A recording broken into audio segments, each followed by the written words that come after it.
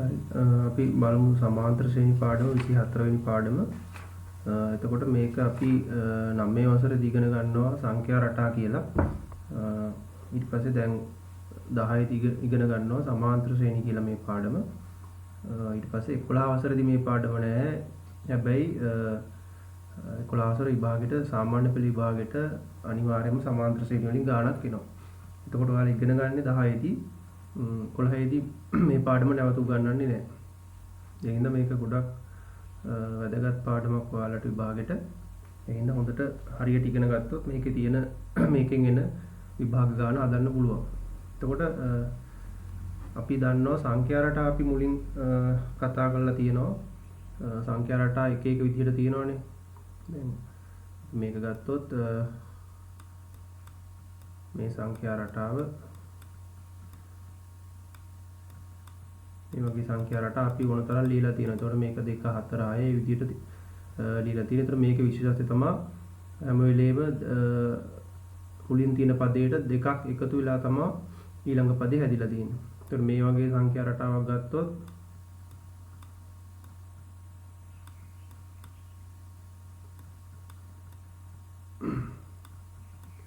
දැන් මේක හැදිලා තියෙන්නේ සංඛ්‍යා රටාව 3 වරක් 2 6යි 6 වරක් 2 12 ඒ විදිහට දෙකෙන් ගුණ වෙලා තමයි හැදිලා තියෙන්නේ. ඒතකොට මේ වගේ එක එක විදිහට අපිට සංඛ්‍යා රටා ලියන්න පුළුවන්.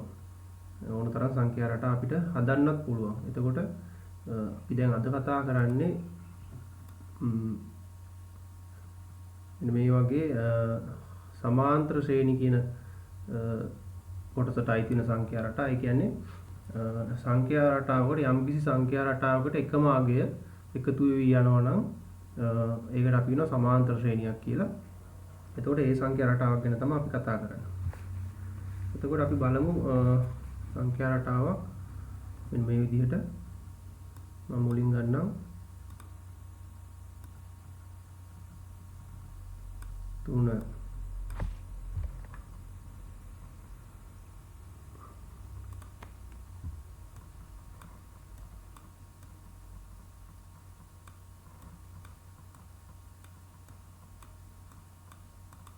මෙන්න මේ සංඛ්‍යා රටාව මම ගන්නවා.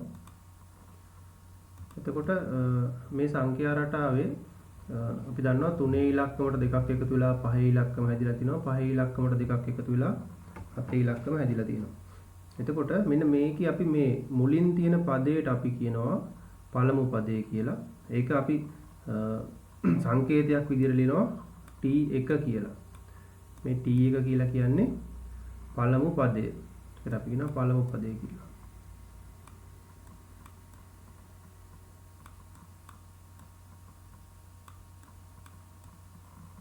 මේවා මීට කලින් ඉගෙනගෙන තියෙනවානේ. ඒතර T2 කියන්නේ දෙවන පදය.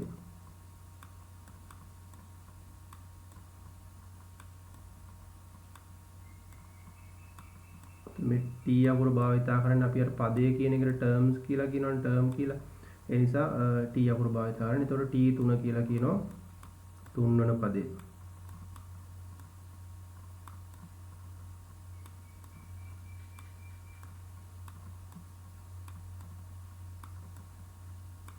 අපි T හොම ගිහිල්ලා අපිට Tn කියලා පදයක් ලියන්නත් පුළුවන්. ඒ කියන්නේ අපි නොදන්නා පදයක්. ඒකට කියනවා n වන පදේ කියලා කියනවා. එහෙම නැත්නම් අපි කියනවා සාධාරණ පදය.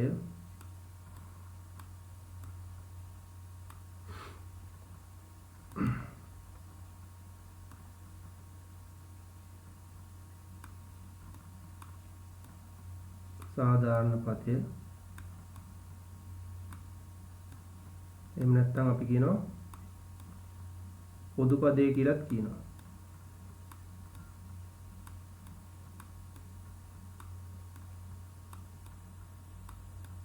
එතකොට මේ n වන පදයෙන් අපි හඳුන්වනවා සාධාරණ පදේ පොදු පදේ කියන ඒ පද ටික අපි මේ හඳුන්වනවා. ඊට පස්සේ දැන් මේක තමයි අපි මේ පද ටික හඳුන්වන විදිය T1. එතකොට මේකේ T1 කියන්නේ ඇත්තටම 3. මේ සංඛ්‍යා රටාවට අනුව. T2 කියන්නේ 5. T3 කියන්නේ 7. එතකොට මේ විදිහට අපිට මේ පද ටික හඳුන්වන්න පුළුවන්. එතකොට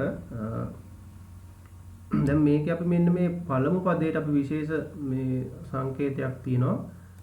තව එකක් අපි ගණන් අදදී භාවිතා කරනවා පළමු පදේ කියන්නේ A කියලා.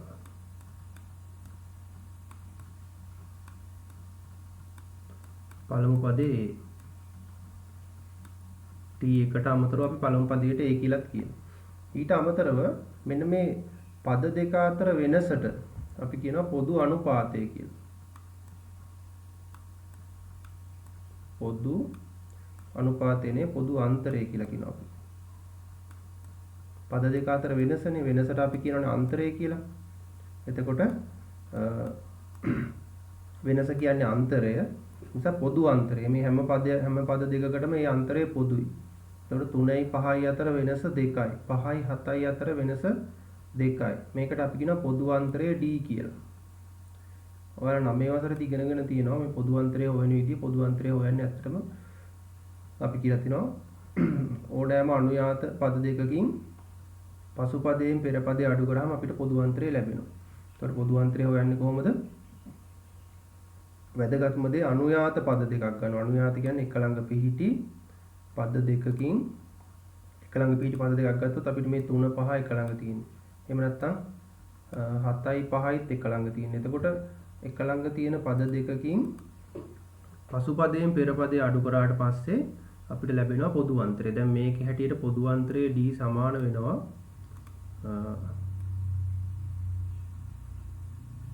D සමාන වෙනවා අනුයාත පද දෙකක් ගත්තොත් 7න් 5ක් අඩු කරොත් අපි මෙන්න මේ පද දෙක ගත්තොත්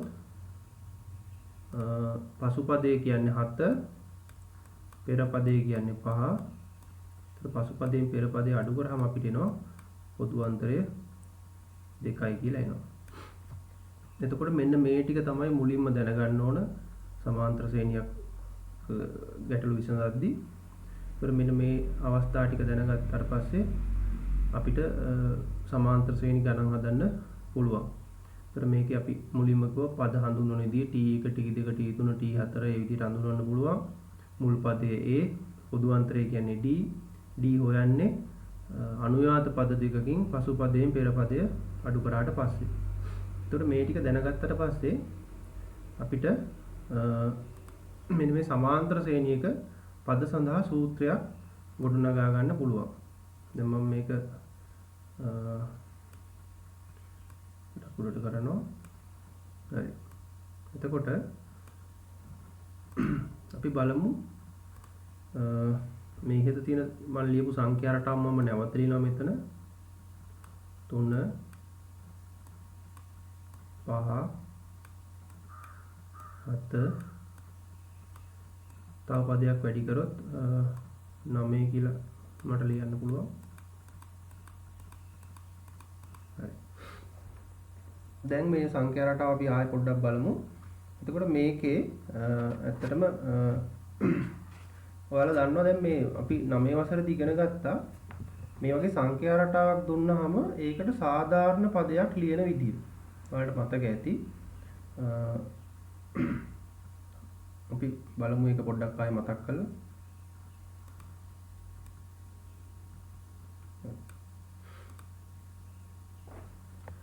සාධාරණ පදයක් ලියුවා.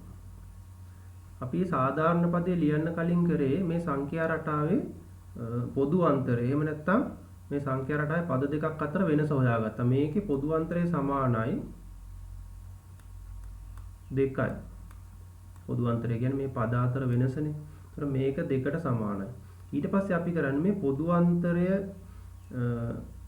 පොදු අන්තරයෙන් සංඛ්‍යා රටාවක් ලියනවා. මතකයිනේ. පොදු අන්තරය මුල් පදේ කරගෙන අපි ඒ පොදු අන්තරයේ වෙනස භාවිතා කරලා සංඛ්‍යා රටාවක් ලියනවා. එතකොට අපිට වෙනවා 2 4 6 8 මේ විදිහට ලියන්න පුළුවන්.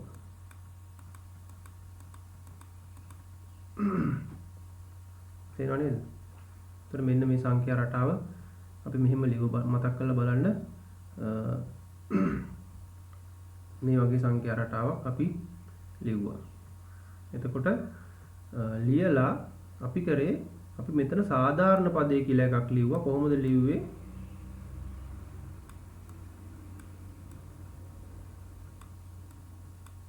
සාධාරණ පදේ.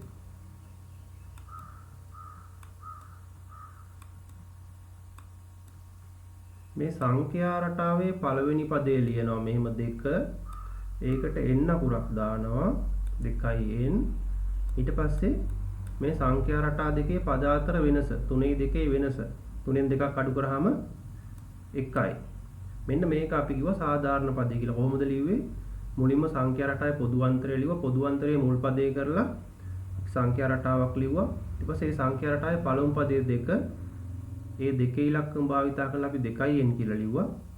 ඊට පස්සේ 2n ධන මෙන්න මේ ධන එක ආවේ මේ පදයකින් මේ පදේ අඩු කරාම නැත්නම් 3න් 2ක් අඩු කරාම 1යි. 5න් 4ක් අඩු කරාම 1යි. 7න් 6ක් අඩු කරාම 1යි. මේ වෙනස 1යි හැම වෙලාවෙම. ඒ නිසා අපි ධන එක කියලා දාලා මෙන්න මේකට අපි කිව්වා සාධාරණ පදේ කියලා. මතක ඇති.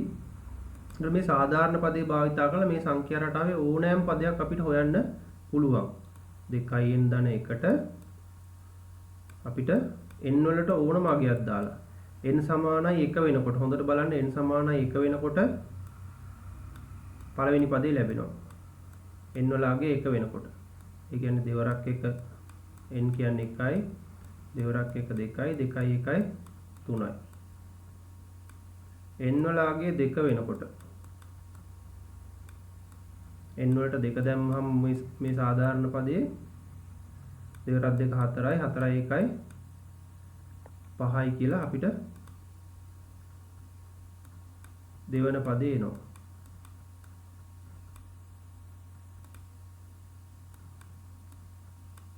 ඊට පස්සේ n වලට 3 දැම්මහම දෙවරක් 3 6යි 6යි 1යි 7යි කියලා තුන්වෙනි පදේ එනවා. n සමානයි 3 වෙනකොට. එතකොට මේ විදිහට මතකයි 9 වසරේදී අපි සාධාරණ පදයක් ගොඩනගා ගත්ත විදිය සහ ඒක භාවිතා කරලා අපි ඕනෑම පදයක් හොයපු විදිය. දැන් අපිට 10 වන පදේ හොයන්න කිව්වොත් n සමානයි 10යි අපි ආදේශ කරොත් එහෙම මේකෙන් ලැබෙන්නේ මොන පදේද? 10 වන පදේ. 2 වැඩි කිරීම n වලට 10 දැම්මා. දෙවරක් 10යි 20යි. 20ට එකක් එකතු වුනහම 21යි. මේ විදිහට අපි පද ටික හෙව්වා. t1 t2 t3 මේ විදිහට. ඊට පස්සේ t10. මේ විදිහට අපි මතක ඇති සමාන්තර ශ්‍රේණි වල සාධාරණ පදේ භාවිතා කරලා අපිට ඕනෑම පදයක් හොයන්න පුළුවන් වුණා. එතකොට දැන් අපි අද කතා කරන්නේ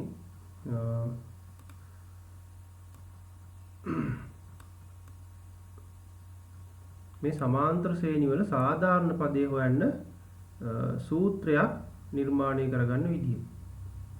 එතකොට අපි මේ විදියට ගත්තොත් දැන් ඔයාලට පේනවා මේ සංඛ්‍යා රටාවේ මම මේ ටික මකනවා. දැන් මෙතන අපිට මේක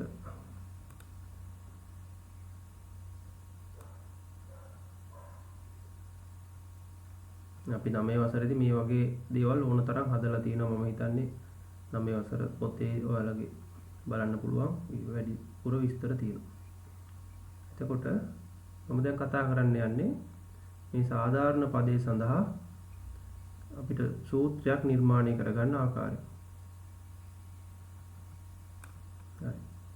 එතකොට දැන් ඔයාලා දන්නවා මෙන්න මේ සංඛ්‍යා රටාවේ පළමු පදයේ t1 කියන එක හැදිලා තියෙන්නේ ඇත්තටම ඔයාලට පේනවා මුල් පදය කියන්නේ a නේ. මුල් පදේ කියන්නේ a. මම මේ a කියලා ලියනවා මෙතන. පළමු පදේ හැදිලා තිනවා. පළමු පදේට අපි කියන්නේ මුල් පදේ කියලා. එතකොට පළමු පදේ තියෙනවා a. ඊට පස්සේ t2 දෙවෙනි පදේ හැදිලා තියෙන්නේ කොහොමද? බලන්න දෙවෙනි පදේ හැදිලා තියෙන්නේ කොහොමද කියලා. a ට එකතු වෙලා තියෙනවා d. පොදු අන්තරය එකතු වෙලා. ඊට පස්සේ තුන්වෙනි පදේ හැදිලා තියෙනවා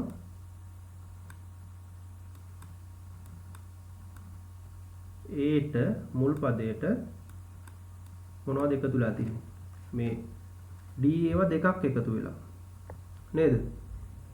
මුල් පදේ හැදිලා තියෙන්නේ D ඒවා දෙකක් එකතු වෙලා මෙතන 2යි මෙතන 2යි දෙවෙනි පදේ හැදිලා තියෙනවා. තුන්වෙනි පදේ හැදිලා තියෙන්නේ ඒට එකතු වෙලා තියෙනවා 2යි D. මේක තව විදියකට ලියුවොත් ඔයාලට මීට වඩා පැහැදිලි වෙන්න මට ඕන ලියන්න පුළුවන් මෙහෙම.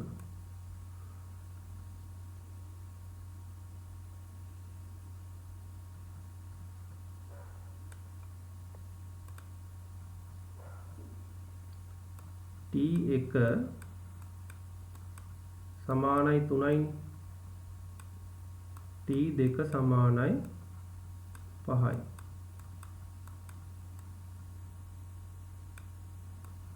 T3 සමානයි 7යි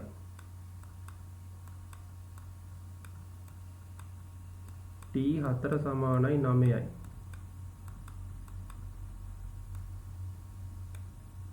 ඊට පස්සේ ඔහොම ගිහිල්ලා අපිට පද ටික ලියන්න පුළුවන්. එතකොට මේ 3 කියන්නේ ඇත්තටම අපි දන්නවා මේක සංකේතයක් විදියට ගත්තොත් මේ තියෙන්නේ A.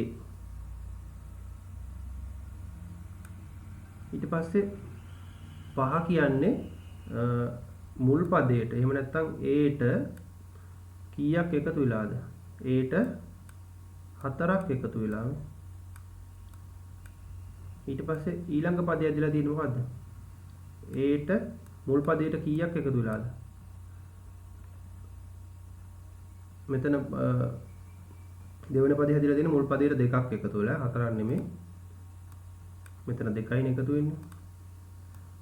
ඊට පස්සේ තුන්වෙනි පදේ හැදිලා තියෙනවා මුල් පදයට හතරක් එකතු වෙලා බලන්න.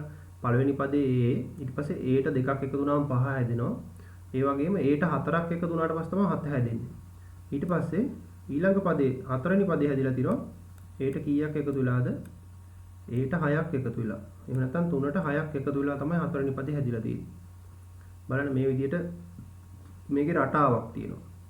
මුල් පදේ තියෙනවා ඊට පස්සේ මුල් පදේට දෙකක් එකතු වුණාම පස්වෙනි පදේ මේ දෙවෙනි පදේ හැදිලා තියෙනවා. ඒ කියන්නේ පහේ ඉලක්කම. ඊට පස්සේ මුල් පදේට හතරක් එකතු වුණාට පස්සේ තුන්වෙනි පදේ හැදිලා තියෙනවා. මුල් පදේට 6ක් එකතු වුණාට පස්සේ හතරවෙනි පදේ හැදිලා තියෙනවා. මේක අපිට තවත් පැහැදිලිව ලියන්න පුළුවන්. මුල් පදේ කියන්නේ A ඊට පස්සේ දෙවෙනි පදේ කියන්නේ A ධන D. අපි දන්නවා දෙක කියන්නේ D නේ. පොදු අන්තරය D.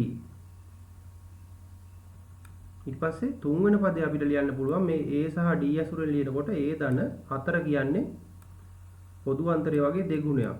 2යි D. ඊට පස්සේ හතරවෙනි පදේ කියන්නේ පොදු අන්තරය වගේ තුන් ගුණයක්. මේ 6 ඉලක්කම. A ධන 3යි D. දැන් ඔයාලට පේනවා මේකේ මොකක් හරි රටාවක් තියෙනවා. මේ තියෙන්නේ A තියෙනවා. ඊළඟ පදේ කියන්නේ A ධන D. තුන්වෙනි පදේ කියන්නේ A ධන 2යි D. හතරවෙනි පදේ කියන්නේ A ධන 3යි D. එහෙනම් ඔයාලට මේක භාවිතා කරලා පස්වෙනි පදේ නිකම්ම ලියන්න පුළුවන්. පස්වෙනි පදේ කියන්නේ A ධන 3යි D නෙමෙයි. මොකක්ද 3යි D ළඟට 4යි D. නේද? ඊට පස්සේ 6 වෙනි පදේ ඕනනම් ලියන්න පුළුවන්. A ධන මේ රටාවට අනුව 5යි D කියලා. දැන් ඔයාලට පේනවා පැහැදිලිව පළවෙනි පදයේදී D එකක් එකතු වෙන්නේ නැහැ. A දෙවෙනි පදයේදී D එකක් එකතු වෙනවා. තුන්වෙනි පදයේදී D ඒව දෙකක් එකතු වෙනවා. හතරවෙනි පදයේදී D වගේ 3 ගුණයක් එකතු වෙනවා. පස්වෙනි පදයේදී D වගේ 4 ගුණයක් එකතු වෙනවා. හයවෙනි පදයේදී D වගේ 5 ගුණයක් එකතු වෙනවා. එහෙනම් මෙතන මේ පස්වෙනි පදය මේ 5 කියලා එනකොට මෙතන D වලට එන්නේ D වලට ඉස්සරහින් එන්නේ 4. මෙතන 6 කියලා එනකොට D වලට ඉස්සරහින් එන්නේ 5. හැම වෙලේම මෙතන ආගේ එන්නම් මෙතන එන්ට වඩා එකක් අඩුවෙන් එන්නේ නේද? මේ බලන්න මේ රටාවේදී මෙතන ආගේ 4 නිසා 4යි. දැන් මේ ආගේ T4 n වල ආගේ 4යි. ඒතර මෙතන එන්නේ 3. මෙතන n වල ආගේ 5යි. එහෙනම් මෙතන එන්නේ 4. මෙතන n වල ආගේ 6යි. මෙතන එන්නේ 5. එහෙනම් මෙතෙන්ට එන ආගේ n නම් මෙතෙන්ට එන්නේ n වලට වඩා එකක් අඩුවෙන්. ඒ නිසා අපි කියනවා මෙන්න මේ tn කියන පදය සාධාරණ පදය අපිට ලියන්න පුළුවන් a ධන මම මෙතනින්ම ලියන්නම් මේක tn කියන එක අපිට ලියන්න පුළුවන් මෙහෙම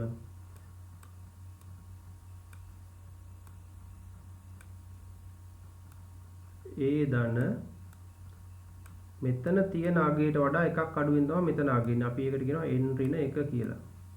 n වලට වඩා එකක් අඩු අගයට අපි කියන්නේ n ඍණ 1 කියලා. වාරයක් d කියලා මේ විදිහට ලියන්න පුළුවන්. එතකොට අපිට එන සූත්‍රය තමයි සාධාරණ පදයට tn සමානයි a ධන n ඍණ 1 වාරයක් d. ඒතර මෙන්න මේ සූත්‍රය තමයි අපි විභාගෙදී කටපාඩම් කරගන්න ඕන. ඉතින් විභාගයට යනකොට පාඩම් කරගෙන යන්න ඕන සූත්‍රය. මේක තමයි ඔයාලට මේ සූත්‍රය තමයි සාමාන්‍ය පෙළ විභාගෙදී විභාග ගාන හදන්න ලැබෙන එක සූත්‍ර වලින් එක සූත්‍රයක් තමයි මේ සූත්‍රය. ඒතකොට මේක මතක තියාගෙන ගියොත් ඔයාලට විභාගෙදී ගණන් හදන්න පුළුවන්. එතකොට මේ සූත්‍රය අපිට එන රටාව තමයි මේ විදිය. මේක මෙහෙම මතක තියාගන්න අවශ්‍ය නැහැ. මම මේ ඔයාලට මේ සූත්‍රය එන්නේ කොහොමද කියලා පැහැදිලි කරන්න තමයි ලිව්වේ. හැබැයි මෙන්න මේ පහ දැන් අපි මෙතන උදාහරණයක් විදිහට ගත්තොත් මේ t5 කියන්නේ a ධන 4d කියන එක එකපාර මතක තිබුණොත් ඒක ඔයාලට භාවිතා කරන්න පුළුවන් පස්වෙනි පදයේ හොයන සූත්‍ර විදියට. 6 වෙනි පදයේ හොයන සූත්‍ර විදියට t6 සමාන a ධන 5d කියන එක පාවිච්චි කරන්න පුළුවන්. 4 වෙනි පදේ හොයන්න තිබ්බොත් t4 සමාන a ධන 3id කියලා එකපාර පාවිච්චි කරන්න පුළුවන්.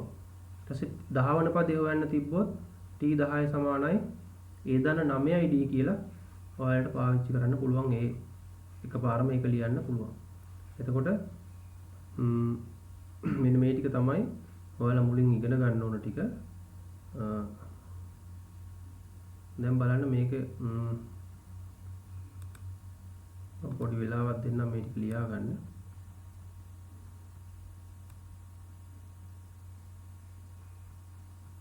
හරි මාතෘකාව සමාන්තර ශ්‍රේණි මේ ටික පැහැදිලි නම් මේ ඔය විදිහට ඉක්මනට ලියා ගන්න.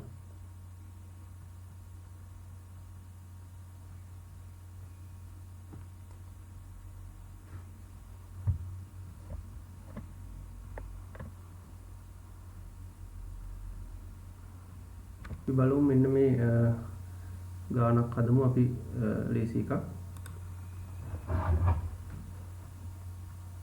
මම උදාහරණයක් විදිහට මෙන්න මේක ගන්නම්.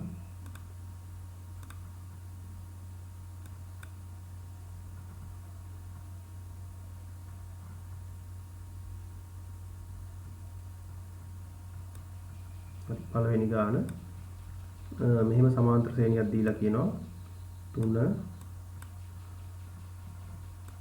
7 11 15 අපිට මේ සමාන්තර ශ්‍රේණියක් දීලා අපිට කියනවා 20 වෙනි පදයේ සොයන්න.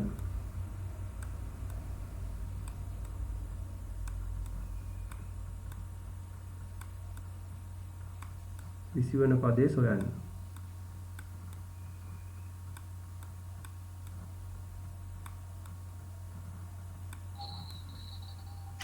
එතකොට මුලින්ම අපි සමාන්තර ශ්‍රේණියක් දුන්නාට පස්සේ අපි මුලින්ම අපි මේකේ තියෙන දත්ත ටික ලියා ගන්න එක තමයි වැදගත්ම දේ. අපි සූත්‍රය දන්නවා tn සමානයි a ධන n ඍණ 1 වාරයක් d. මේක තමයි සූත්‍රය. එතකොට අපිට හොයන්න තියෙන 20 වෙනි පදේ. එතකොට මෙතන n ඍණ 1ට වරහණක් එන්න ඕන. මේක තමයි සූත්‍රය. එතකොට අපි මේ සංඛ්‍යා රටාවේ a දන්නවා. a කියන්නේ 3යි මුල් පදේ. ඊට පස්සේ d හොයා ගන්න ඕන. d කියන්නේ පසු පදයෙන් පෙර පදේ අඩු කරන්න ඕන. අපිට පේනවා මෙතන 7න් 3ක් අඩු කරාම කීයද? 4යි. d සමානයි 4යි. දැන් අපෙන් අහන්නේ 20 වෙනි පදේ.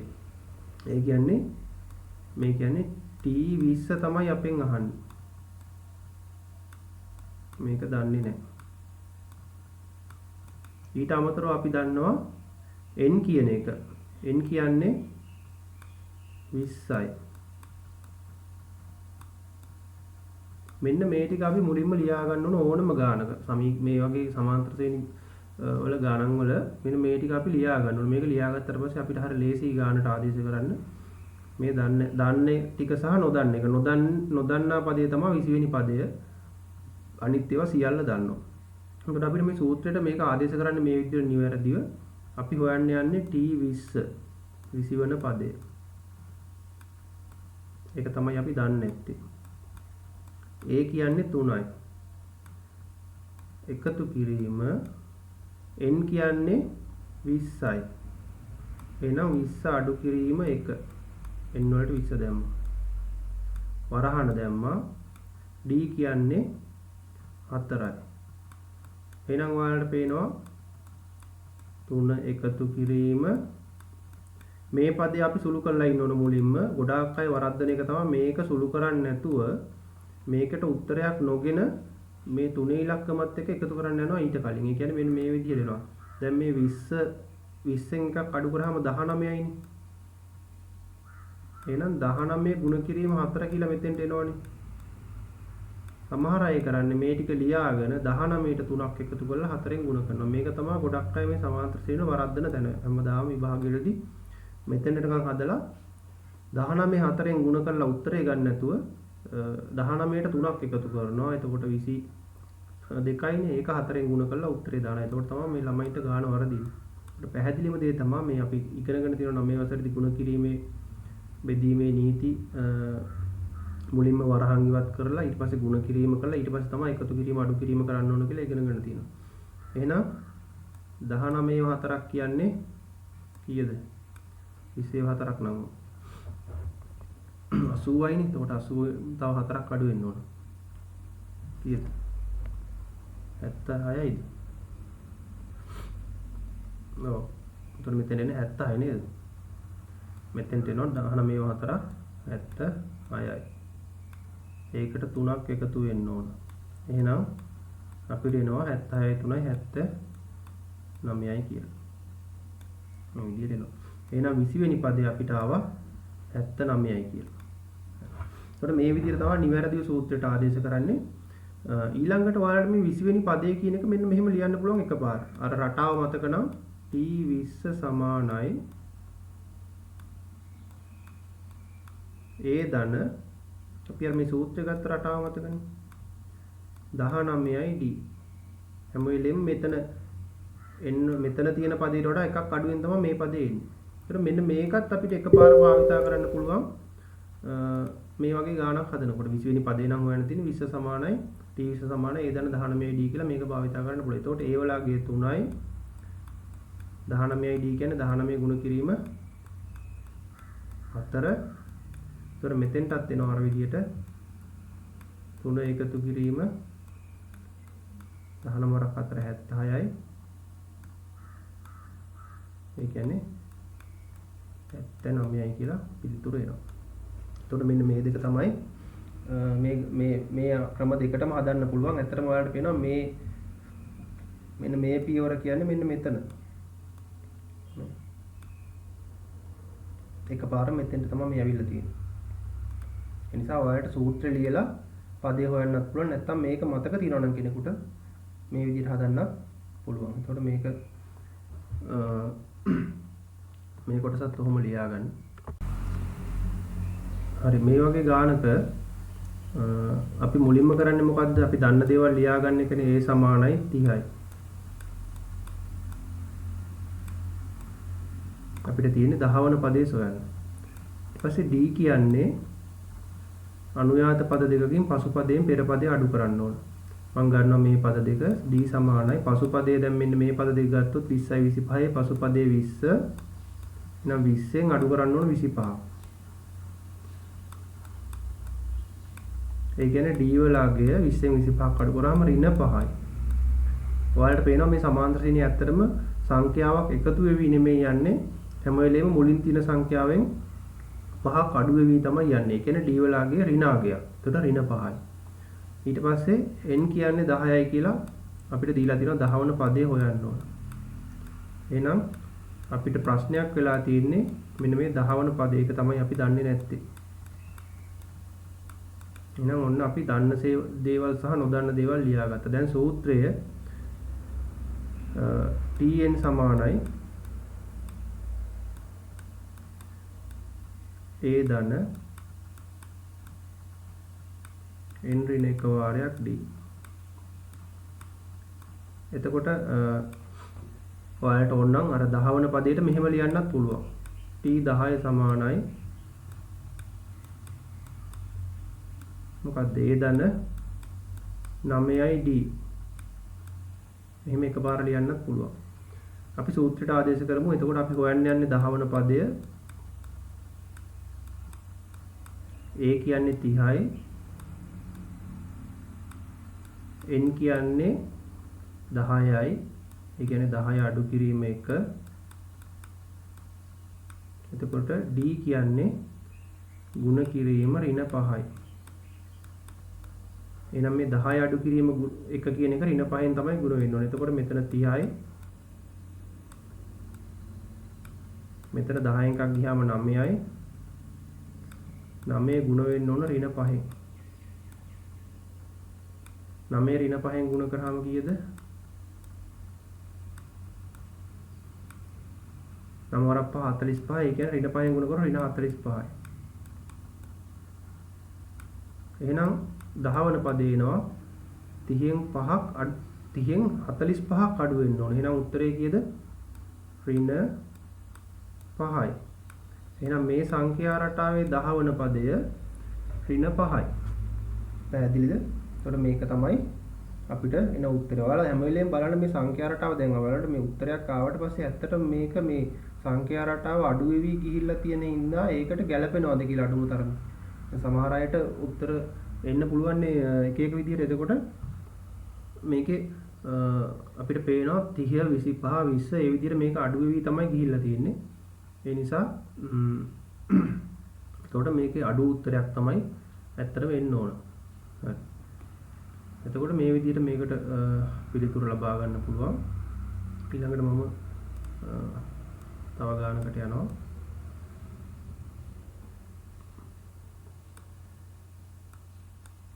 මේක ලියා ගන්න අවස්ථාවක් දෙන්නම්.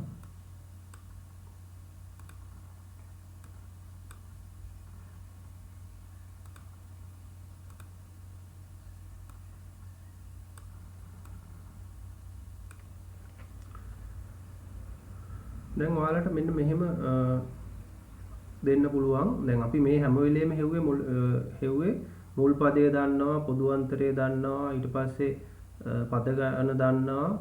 අපිට 10 වන පදේ 20 වෙනි පදේ ඒ වගේ පදයක් නෙවෙයි. දැන් එහෙම නැතුව අපිට මේ විදිහට ගණන් දෙන්නත් පුළුවන්. අපි හිතමු මෙහෙම. පොදු අන්තරය d සමානයි 4යි. ඊට පස්සේ කියනවා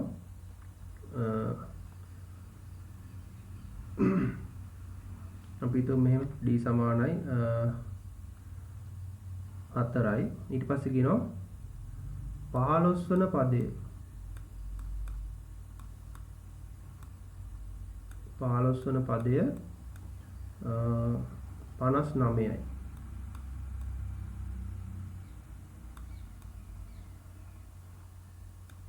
නම්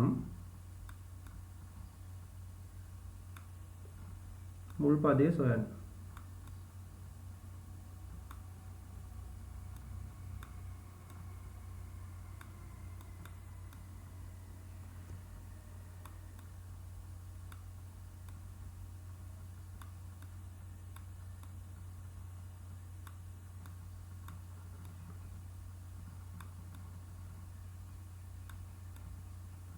මෙහෙම දෙන්න පුළුවන්. ඔන්න දීලා තියෙනවා පොදු අන්තරය 4ද 15 වන පදේ 59ද වන ශ්‍රේණියේ මුල් පදේ සොයන්න.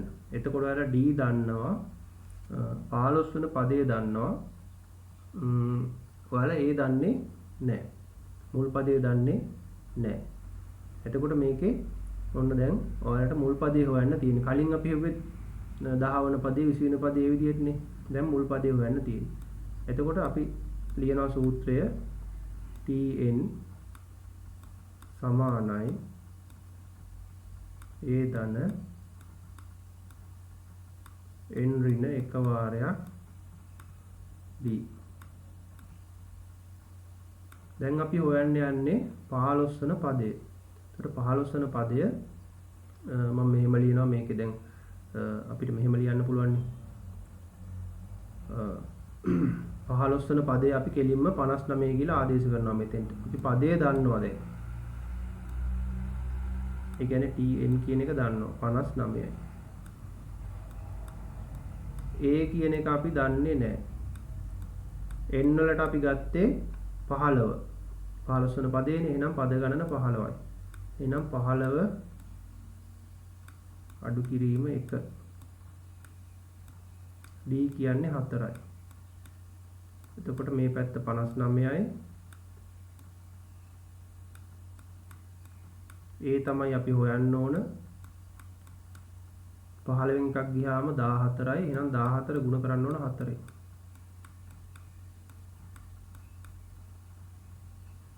මෙතන මේ ඒ අකුර වගේ තියෙන්න ඕනේ. නැත්නම් මේක 9 වගේ වුණොත් එහෙම ඒකත් ඔයාලා එකතු කරලා දායි. හරි. ඒතර 14 4ෙන් ගුණ කරාම අපිට පිළිතුරක් එනවා 10ක් 4 40 4ක් 4 16යි. එහෙනම් 56යිනේ.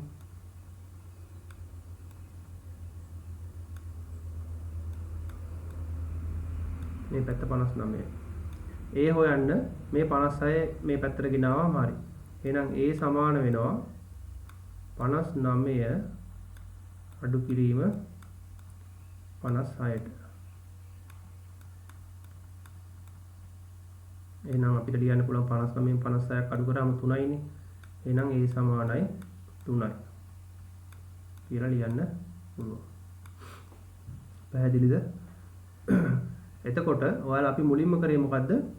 15 වන පදය කියන්නේ 59. ඒක අපි tn වලට ආදේශ කරනවා. ඊට පස්සේ ඒ වලගේ දන්නේ නැහැ. n කියන්නේ 15. ඒ කියන්නේ 15 වන පදේනේ අපි හොයන්නේ. ඒ නිසා n වලට මේක ආදේශ කරා. d කියන්නේ 4යි. කෙනෙකුට මෙන්න මේ විදියට නැතුව මෙහෙමත් හදන්න පුළුවන්. දැන් t 15 59 කියලා දන්නවනේ ඔයාලා මෙතන. එහෙනම් ඔයාලට ලියන්න පුළුවන් t 15 කියන්නේ ඇත්තටම මෙහෙම. t 15 කියන්නේ a ධන 14යි d. ඔයාලා රටාව අනුව දන්නවා මෙතන අගයට වඩා මෙතන අගේ එකක් අඩුවෙන් තමයි අපි ලියපු රටාවේ තියෙන්නේ. එතකොට t 15 සමානයි a ධන 14යි d. දැන් මෙතනදී අපිට ආදේශ කරන්න පුළුවන් t 15 සමානයි 59යි. a දන්නේ නැහැ.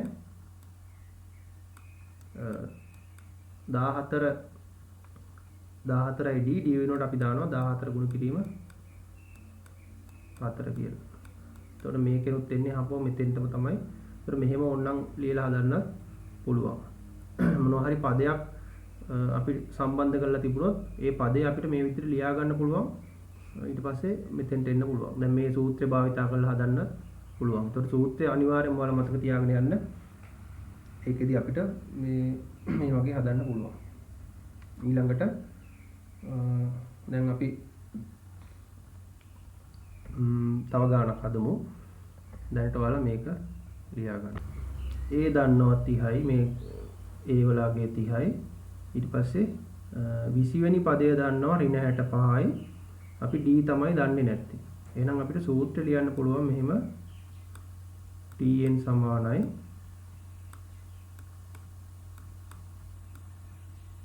a ධන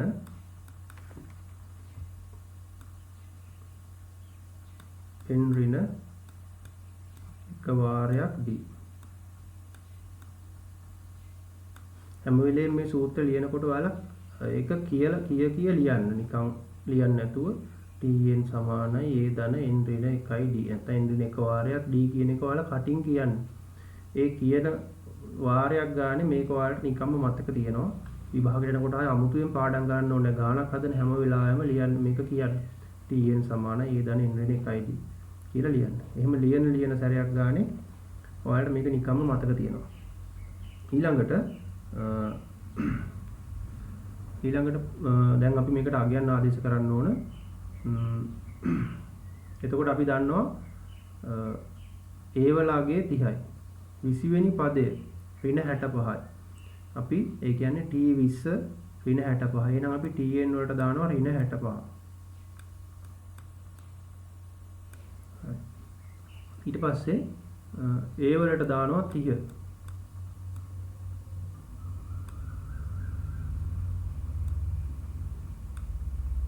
සහ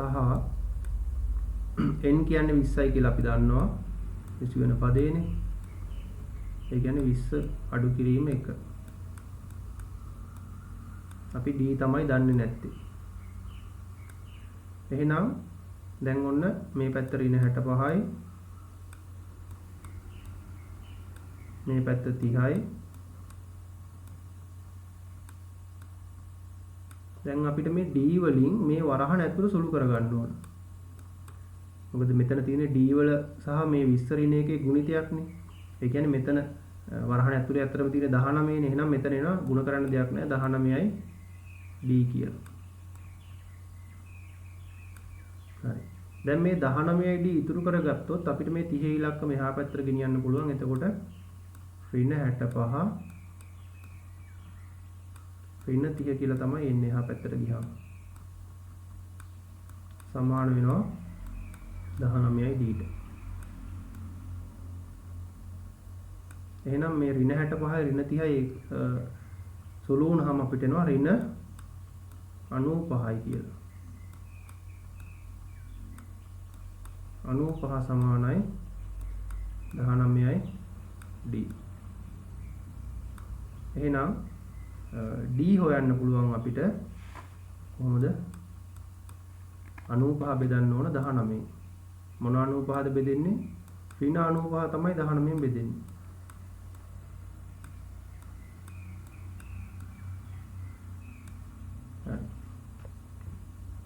ඍණ 95 19න් බෙදුනහම අපිට එනවා d වල අගය කීයයි කියලාද?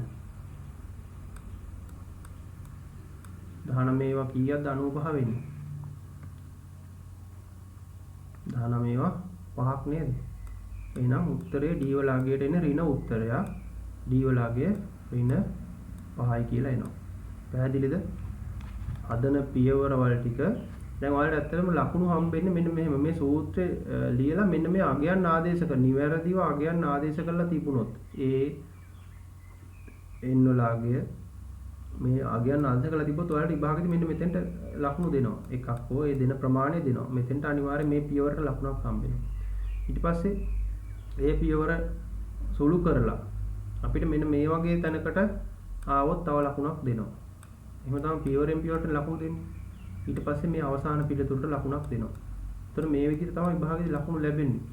ඒ නිසා ඔයාලා මේ සූත්‍ර ලියන එක, අගයන් ආදේශ කරන එක ඒවා අනිවාර්යෙන් හරියට කරන්න ඕන. මොකද අවසාන පිළිතුර වැරදිලා තිබුණත් මේ උඩින් අපි නිවැරදිව ආදේශ කරලා තිබුණොත් එතෙන්ට ලකුණු ලැබෙනවා.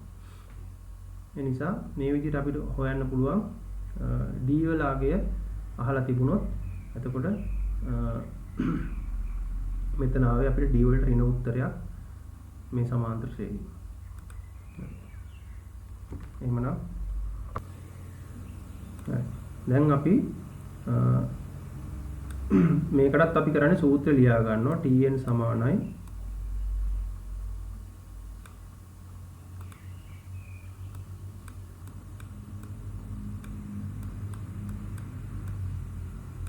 a ධන n ඍණ 1යි d.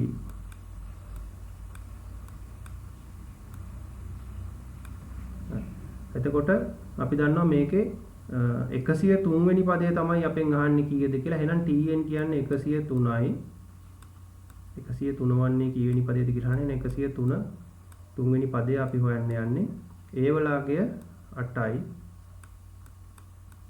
ඊට පස්සේ n අපි දන්නේ නැහැ. එහෙනම් n ඍණ 1 කියන එක අපි දන්නේ නැහැ. හැබැයි d දන්නවා 5යි කියලා. එහෙනම් අපිට මෙතන 8 මේ 5න් වරහන් ඇතුළ ගුණ කරන්න ඕන. 5න් ගුණ කරාම අපිට එනවා 5යි n ඍණ 5 කියලා.